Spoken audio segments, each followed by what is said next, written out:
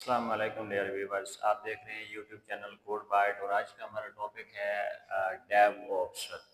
Last time हमने different methodologies को discuss किया जिनमें वाटरफॉल मॉडल को, उसके बाद हमने स्क्रम, उसके बाद एजाइल, तीन मैथडोलॉजीज हमने डिस्कस किया। नेक्स्ट हमने लीन को भी डिस्कस किया। ये तमाम मेथड्स जो हैं यूज़ करते हुए हम सॉफ्टवेयर को डेवलप करते हैं। आज हमें देखना है डेव ओप्स। डेव ओप्स क्या है? बेसिकली ये इसमें दो वर्डों का ये कॉम्बिनेशन है, एक डेव दूसरा ओप्स। डेव डेवलपमेंट को कहते हैं और ओप्स कहते हैं ऑपरेशंस को या ऑपरेशनल्स को हम कह सकते हैं। तो डेव ओप क्या है? Basically dev op is a set of practices. ये प्रैक्टिसेस का एक सेट है, कामों का एक मजमुआ है दैट कंबाइन, जो कि कंबाइन कर देता है, जोड़ देता है सॉफ्टवेयर डेवलपमेंट। एक तो सॉफ्टवेयर डेवलपमेंट जो हम कर रहे होते हैं उसको किसके साथ? आईटी ऑपरेशंस के साथ। सॉफ्टवेयर डेवलपमेंट को आईटी ऑपरेशंस के साथ जोड़ देता है। अब देखें, जैसे हम सॉफ्टवेयर डेवलप करते हैं वो सॉफ्टवेयर डेवलपमेंट में आ जाता है। डेवलप करने के बाद हम उस ऑनर को दे देते हैं जिसके लिए हमने सॉफ्टवेयर डेवलप किया होता है। तो उसने अपने ऑर्गेनाइजेशन के अंदर एक टीम बिठाई हुई होती है जिसने उस सॉफ्टवेयर को अपने कंप्यूटर्स में, अपने सिस्टम्स में, सर्वर्स पे इंस्टॉल करना होता है। इंस्टॉल करने के बाद जो है उस पर काम करना स्टार्ट कर देना होता है। तो वो जो टीम है वो आईटी ऑपरेशंस कहलाती है। डेवलपमेंट टीम का काम जस्ट सॉफ्टवेयर को बनाना है, आगे आईटी ऑपरेशंस के हैंड ओवर कर देना। आईटी ऑपरेशंस ये जो टीम है इसका काम होता है उसको ऑपरेट करवाना, उसको वर्क करवाना। तो ये कंबाइन कर देता है दो चीजों को, सॉफ्टवेयर डेवलपमेंट को, आईटी ऑपरेशन और आईटी ऑपरेशंस को, टू इनहांस, ताकि इनहांस किया जा सके, बेहतर बनाया जा सके। एक तो कोलाबोरेशंस, कोलाबोरेशंस कहते हैं ताउन को, मिलजुल कर काम करने को।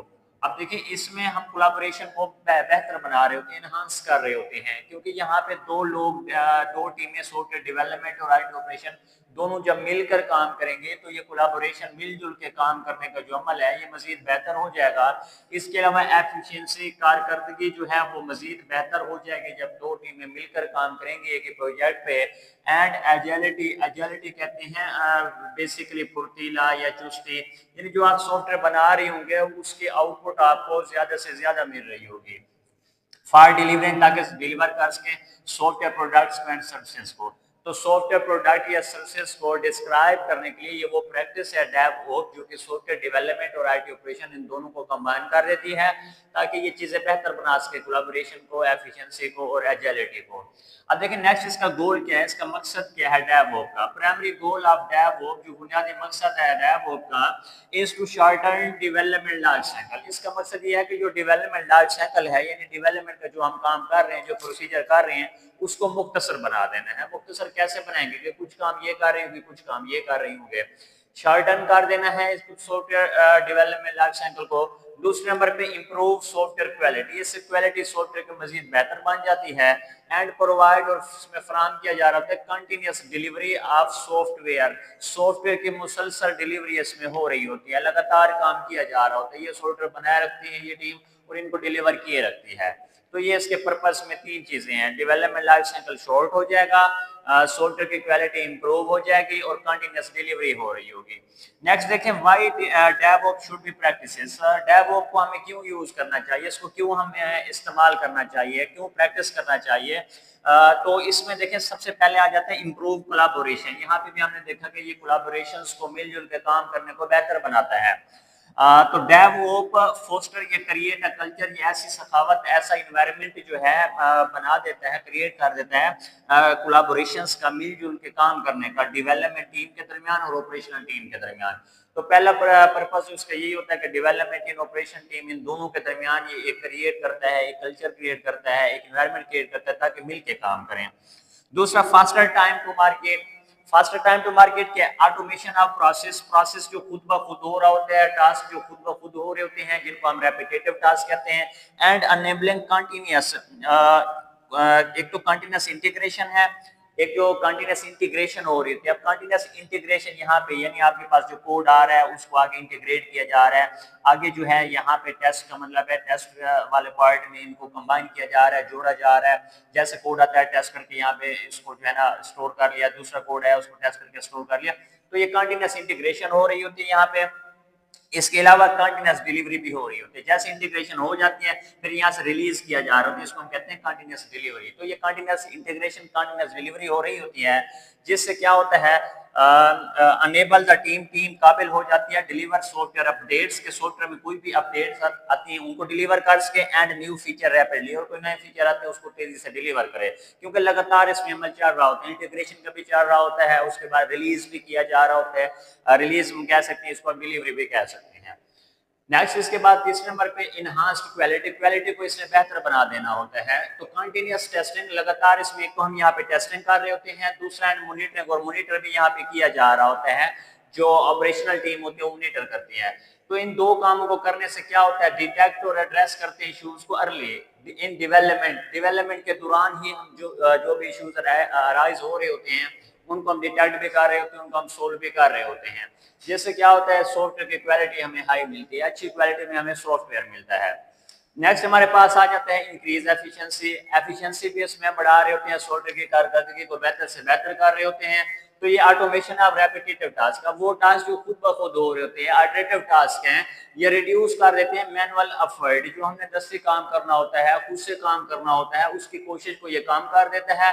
Repetitive task and risk of human error, अब देखिए जब भी कोई ह्यूमन, कोई भी इंसान अपने हाथ से कोई काम करता है उससे खतरात बढ़ जाते हैं, वो मिस्टेक्स के चांसेस ज्यादा होते हैं।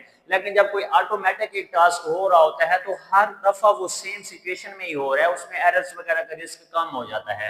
एंड डिलीवर सॉफ्टवेयर एफिशिएंसी, इससे सॉफ्टवेयर जो आप डिलीवर करेंगे वो ज्यादा एफिशिएंट होगा, उसकी कारकर्दगी अच्छी से अच्छी होगी। अच्छा, इसके बाद नेक्स्ट हमारे पास आ जाते हैं, इसकी डायग्राम है, डेवऑप्स की फिगर है। तो इसमें देखें हमने ना दो पोर्शंस जो है बनाए हुए हैं, एक हमारे पास आ जाता है डेवलपमेंट का, दूसरा आ जाता है ऑपरेशंस का। अब देखें ये जो डेवलपमेंट में है, यहाँ से हम सबसे पहले स्टार्ट करेंगे प्लान से। डेवलपमेंट में हम सबसे पहले प्लान करेंगे, प्लान के बाद हमने नेक्स्ट पहुंचना है कोड के ऊपर। प्लान जो हमने किया, आप देखिए हमने जो पढ़ा है एसडीएलसी के अंदर स्टेज, बेसिकली वो सारा काम हो रहा होता है। सागर जब हमने प्लान किया उसके बाद एनालिसिस भी करेंगे, उसका डिजाइन भी कोई ना कोई बनाएंगे, लेकिन इसमें जो है ना चंद एक पॉइंट्स बताए जाते हैं, चंद एक नहीं बताए जाते, लेकिन हर एक में प्रोसीजर सेम ही चल रहा होता है जितनी भी आप टेक्नोलॉजीज पढ़ रही हैं। तो प्लान होगा, प्लान के बाद कोडिंग की जाएगी, कोडिंग के बाद उसको बिल्ड किया जा रहा होगा, बनाया जा रहा होगा, बिल्ड करने के बाद उसको टेस्ट भी हम करेंगे, टेस्ट करेंगे, उसमें एरर्स वगैरह होंगे तो निकालेंगे। जब टेस्ट हो जाएगा, वो ओके हो जाएगा, तो इसके बाद हम सॉफ्टवेयर को रिलीज कर देंगे। सबसे पहले प्लान हुआ, फिर कोड किया, उसको बिल्ड किया यानी मुकम्मल कर लिया, आगे टेस्ट किया, उसको टेस्ट करने के बाद कोई मिस्टेक नहीं, उसको रिलीज करेंगे। अब देखिए रिलीज किसको करेंगे, इस ऑपरेशनल टीम को हम रिलीज कर देंगे। ऑपरेशनल टीम ने क्या किया, इसने सबसे पहले डिप्लॉय किया, जैसे हमने इसको दिया, रिलीज किया, हैंड ओवर किया, ऑपरेशनल टीम ने फौरन डिप्लॉय कर दिया, इंप्लीमेंट कर दिया अपने सिस्टम के ऊपर, उसको इंस्टॉल कर दिया। अब डिप्लॉय के बाद क्या करेगी, ऑपरेट करेगी, ये ऑपरेशनल टीम उस पर काम करना स्टार्ट कर देगी, वर्क करना स्टार्ट करेगी। हाँ, ऑपरेट के बाद उसको मॉनिटर भी करेगी, उसको मजीद देखेगी, अगर उसमें कोई इश्यूज आ रहे हैं, कोई प्रॉब्लम्स आ रही हैं, मिस्टेक्स आ रही हैं, तो ये क्या करेगी, दोबारा देखें इसको, वापस इस डेवलपमेंट टीम को देगी, ये दोबारा प्लान से स्टार्ट करेगी, दोबारा इस पे वर्क करना स्टार्ट कर देगी। नेक्स्ट हमारे पास आ जाता है कि ये जो हमारे पास डेवऑप्स है, किन चीजों के लिए सूटेबल है और किन चीजों के लिए सूटेबल नहीं है।